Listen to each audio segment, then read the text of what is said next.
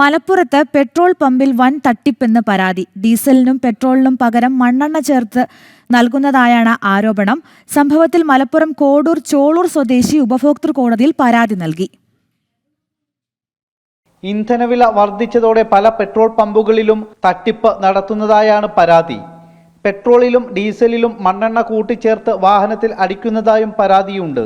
മലപ്പുറം കോഡൂർ സ്വദേശിയായ സിദ്ദീഖ് ഉപഭോക്തൃ കോടതിയിൽ പരാതി നൽകി. ഇയാളുടെ ഓട്ടോറിക്ഷയിൽ മണ്ണെണ്ണ അടിച്ചതായാണ് പരാതി. വണ്ടി എണ്ണ കഴിഞ്ഞാൽ നേരെ പമ്പിൽ കയറ്റിയാണ്. കോട്ടപ്പടി നാസർ പമ്പ് ഉണ്ടല്ലോ, ഇന്ത്യൻ ഓയിൽ, അവിടെ പോയി കണ്ട് നമ്മൾ എണ്ണ അടിച്ചു. വണ്ടി ഓൾറെഡി സ്റ്റാർട്ടാക്കാത്ത വണ്ടിയാണ്. അതിലേക്ക് എണ്ണ 450 രൂപേൻ്റെ എണ്ണ അടിച്ച് ഇത് തള്ളി സ്റ്റാർട്ടാക്കിയിട്ട് പിന്നെ വണ്ടി സ്റ്റാർട്ടായിട്ടില്ല.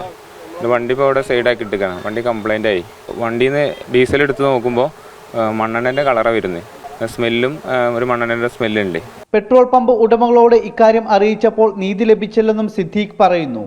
ഉപഭോക്താക്കൾ അറിയാതെ പലയിടങ്ങളിലും ഇത്തരത്തിൽ ഇന്ധനത്തിനൊപ്പം മണ്ണെണ്ണ കൂട്ടിച്ചേർത്ത് അടിക്കുന്നതായാണ് പരാതി. ഇങ്ങനെ മണ്ണെണ്ണ അടിച്ചതോടെ തന്റെ ഓട്ടോറിക്ഷ ഓടിക്കാൻ കഴിയുന്നില്ലെന്നും നീതി ലഭിക്കണമെന്നും സിദ്ദീഖ് പറയുന്നു. ജനം, മലപ്പുറം.